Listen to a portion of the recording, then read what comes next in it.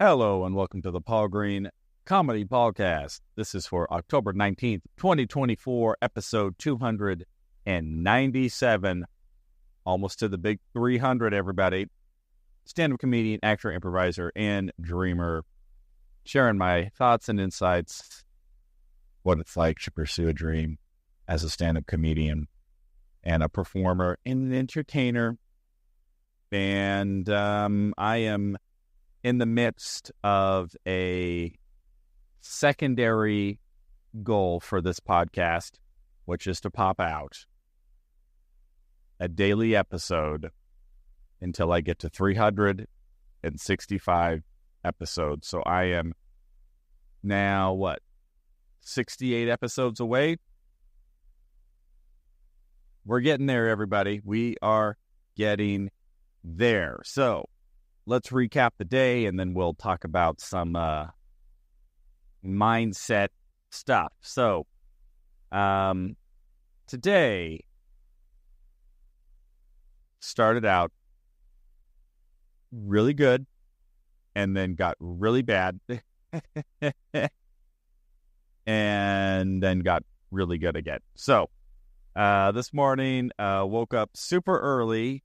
And me and my girlfriend, because we're crazy, decided to go work out at my gym at 7:30 in the morning. And don't know why we did that, but we did. So got a good early workout in, and then we did a little home improvement. So we had laid some pavers in her backyard a couple weeks ago, but the pavers were a little uneven, and there wasn't enough dirt under some of them. So we went and we bought a bunch of settling dirt stuff and went to go pretty much lift up all of the pavers, put in a bunch more dirt, rake it out, kind of level out so that the pavers would, actually settle into the dirt and not wobble.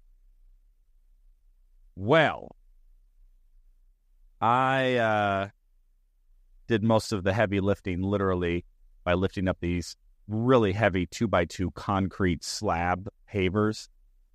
They were 2x2, 2 feet by 2 feet. They were big and very, very heavy. And now I had just worked out, and it was a strength workout. So we had done a bunch of squats and leg stuff. And then I'm lifting these pavers. And then shortly after that, my back totally gives out. And I was in so much pain, I could barely stand up off the floor. And I had to get to my rehearsal in Phoenix, which is about 30 minutes away from where I was. And my girlfriend had to help me get into the car. I was in so much pain. My back just completely froze up. I mean, it was brutal. It was brutal. And of course, my girlfriend's like, I don't think you should go to rehearsal. I think you should just stay and rest, which was very wise advice, but I'm a man. I'm a man, and I don't quit. No injury is going to stop me from fulfilling my responsibility. So I get in my car, and very painfully, I have to I can't move. I have to sit in a certain position just to keep my back from totally freezing up on me. So painful. Luckily, my car has seat warmers, so I turn on the seat warmers. I'm able to sit in a certain position, and I think the heat from the seat warmers and being able just to sit down in my car and drive and kind of get my back in a certain position to where I wasn't putting pressure on the muscles that were frozen up.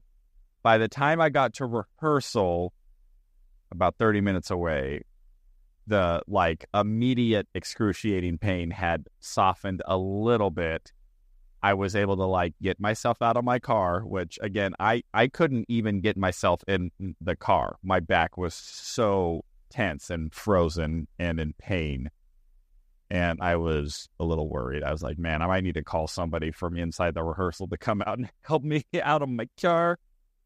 luckily, it wasn't that bad. I went into rehearsal. I was able to kind of sit down. It was in pain. Again, it hurt. But by the end of the rehearsal, it had started to, lighten up a bit. I went and got a massage. And the massage was pretty good. I got a dude so that, he could really dig deep. And I just said, dude, just work on my lower back. And so it started to lighten up. And then tonight, I had 2 shows at JP's Comedy Club. And I had so much fun. The shows were so much fun. And what I ultimately did, I pretty much did what I usually do when I feature at JP's, which is I do some stand-up material for about 5, 6, 7 minutes, and then I end my set by interviewing a couple in the audience who are in love and find out about their love story, and then I improvise a love song about them. And I had the chance to do that for both shows, the 7 o'clock and the 9 o'clock show. And it's just so much fun. So much fun to be able to do this. And I'm so fortunate and I'm so grateful to have a place like JP's that creates a stage and an opportunity.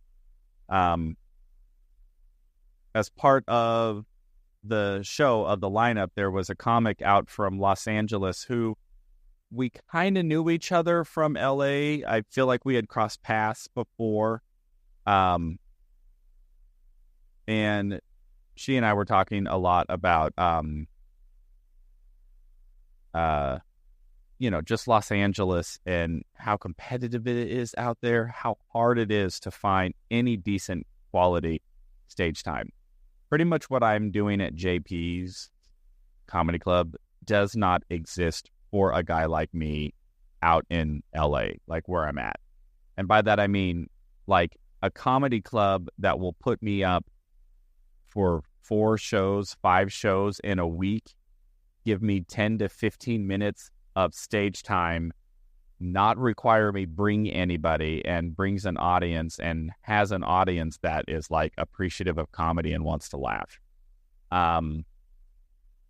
Like you pretty much have to be like Bill Burr to get that sort of opportunity or that sort of quality stage time in LA. Bill Burr's a little extreme. You could not quite be Bill Burr, but you got to be a pretty big deal. So it was a real blast, super fun. I'm very grateful. And, I'm in a little bit of a crossroads here when it comes to my comedy career and my dreams, because I haven't really come up with any new legitimate material in a couple of months.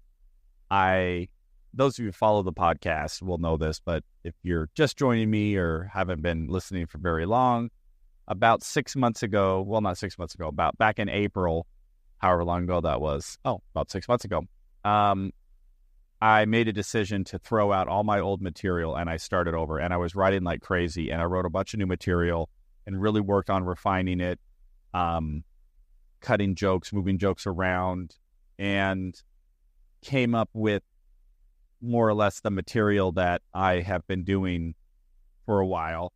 And, there's probably about 15 minutes of decent material in there, 10 to 15 minutes.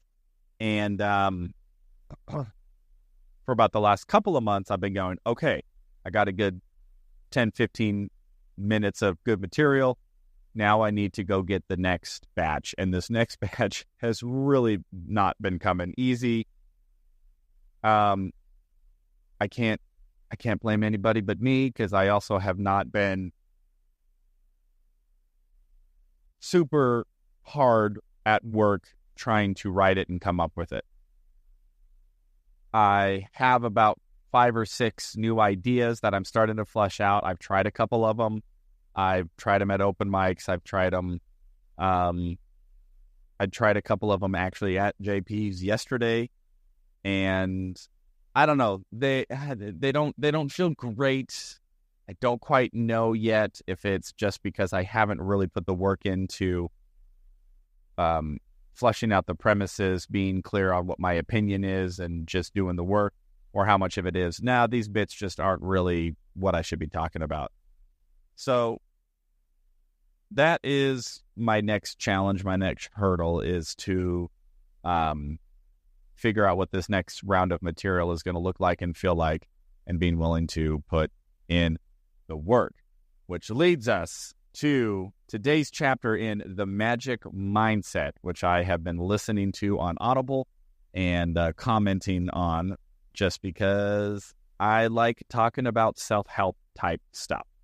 And I think it's just always valuable to be trying to find as many ways to improve and grow and look at our mindsets, look at our thought process, look at our emotions, look at our behaviors, and be as vigilant in improving all aspects of life whenever possible. And today's chapter is the magic mindset around tests and examinations, which was kind of that's kind of an interesting topic for a self-help book, just to talk specifically about taking tests and being examinated.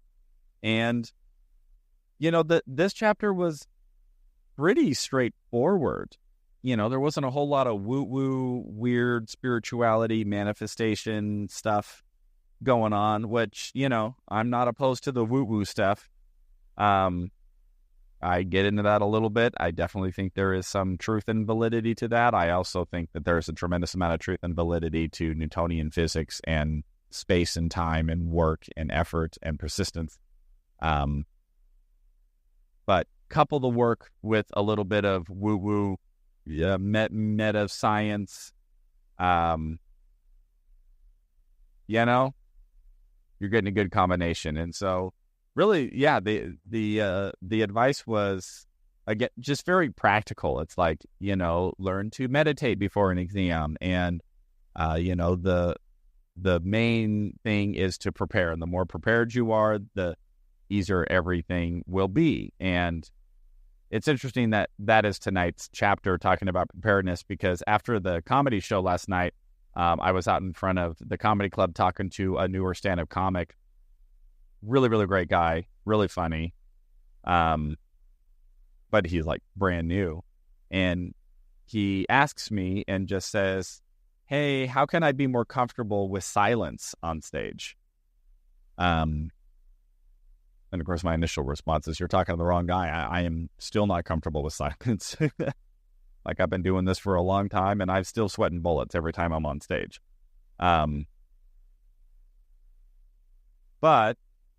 we started talking a little bit more, and I just said, everything is preparation. The more reps you can get of your material, just the more comfortable and confident you're going to feel. And I talked about how when I am really trying to nail down a set, or I have a big show coming up that I really want to make sure that I'm clean and tight on, I just told them, it's like, I will set up a camera in my room, I will get a microphone, and then I will practice the whole set. Coming on stage, grabbing the microphone, and I practice every single word that I'm going to say, and then watch it back and just make sure that everything that I'm saying in the set is what I want to say. I try to step out of myself and watch myself objectively. Like, if I were just an audience member listening to these jokes, would I find it funny if it wasn't me? If I didn't know myself? And I just said, and then how many times can you do that before a set? I was like, now, granted, you always want to try to get your comedy in front of an audience. That's how you're really going to learn if it's working or not. But before you even get to that point, you should be rehearsing what it is you're going to say, even if it's at an open mic. because then it's just repetition and it's going to be more ingrained and more comfortable, and you're not going to be thinking as much whenever you do get in front of an audience. And, that's very consistent with tonight's chapter, ironically enough, is that it's also about preparing, and in this case, specifically for tests and examinations. But I was just thinking about in terms of how many auditions I've had in my career as an actor, and having to step into a room of strangers who are there to judge you. They've seen 300 actors who look exactly like me in the last couple of days, and they're just trying to figure out who is the best person to deliver 2 lines. Hey, this is Domino's. I have your pizza. Hey, thanks for the tip.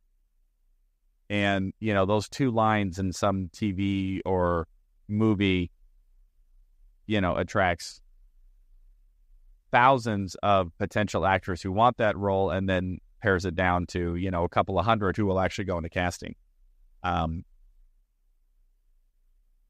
And yeah, there really is no substitute for going into those situations as prepared as you possibly can, having done as many reps as you possibly can of whatever it is that you're pursuing. I think about Larry Bird, who would show up before every NBA game that he played, whenever it was 3 or 4 hours or so, would shoot like 1,000 free throws, before the team was even supposed to be there. He's there early just practicing free throws. And guess who made a bunch of free throws in the games?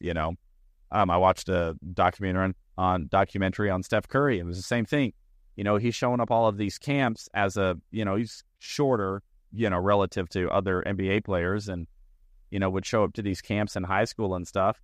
And, by the time most of the players actually got on court, Steph had already been there and had already warmed up and had shot 100, 200 shots, before the practice even starts. And I'll tell you, on this podcast, I know I get pretty woo-woo. I get into the spirituality stuff. I get into the manifesting stuff. I do think there's a lot of validity there. But what I liked about this chapter and this part of setting your mindset is just this idea that all of that's great. All of the woo-woo, spirituality, manifest, think it, believe it, all of that is great. But at the end of the day, it's going to be work. It's going to be preparation. It's going to be practicing and getting yourself in a state that when it is time to perform, that you don't fumble the ball, and that you had put in all the work and preparation to be successful. So that is my thoughts for today. It is October 19th, 2024. This is episode 287 of the Paul Green Comedy PaulCast. I hope you're all doing well. Your dreams are coming true. You're out there pursuing them, out there preparing. I love you all so much, and I will talk to you tomorrow.